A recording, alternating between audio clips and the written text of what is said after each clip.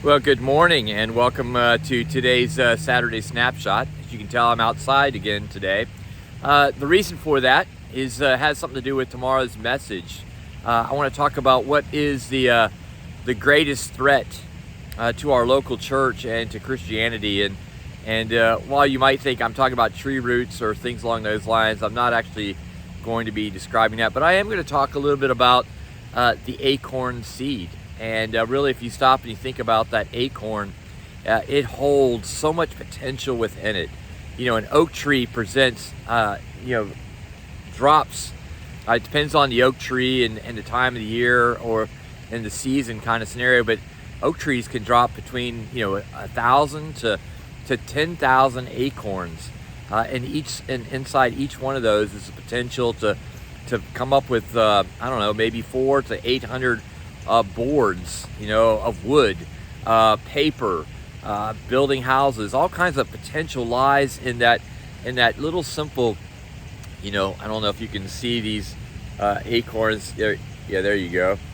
This little seed just contains so much potential. And so tomorrow, as we continue in our message of living big for a living God, a big God, we have to ask ourselves the question, am I still living up to the potential, or am I like this acorn?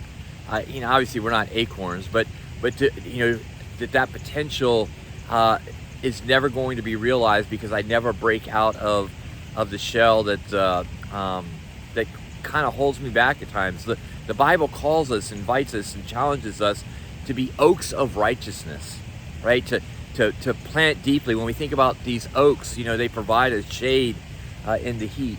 What are we doing?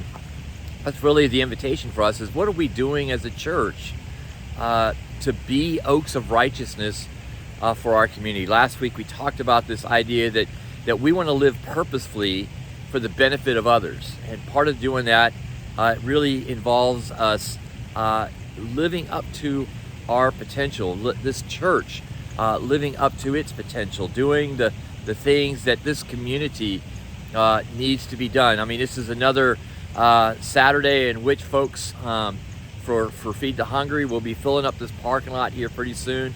Later on this afternoon will be our fall festival, and I'm hoping that you're going to come and be a part of that to put on display your potential of loving people that have yet to know how much they matter to God. And the following Saturday, we're going to have a leadership event for youth, 5th grade through 12th. And all of these things that we're doing, as I said last Sunday, really is for the intention of tearing up, rotten soil, soil that makes it possible for seeds, acorn seeds of hate and violence and chaos to grow, to nourish. And replacing it with good soil. I mean, if you look behind me, the grass behind me, just looks wonderfully green, right? And we want to make sure that we're creating soil where good things can grow, where love can grow, where joy can grow, where peace can grow. And so one of the ways for us to really change our world is to be a people who really want to tap into the potential that we have and then release that to be a force for good in the world. And so those are some of the things that are going on. I want you to know that this past Tuesday, your church was recognized by Family Promise for its work in the community. In fact, I was talking to a community leader the other day, and he was just commenting about the reputation that this church has had for years of being active in the community and being known in the community as a church that cares for its people. And I'm just asking us, I want to keep doing that.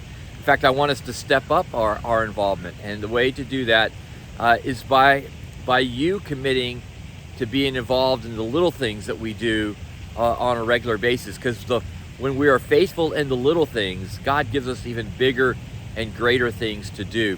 And I hope that you'll make an effort to be with us either in person or online tomorrow, that we might continue to hear the good news about how much we matter to God, how much God trusts us, how much potential God sees within us, and how we are called to respond to that. And the threat that exists is that if we fail to do that, lives are not changed.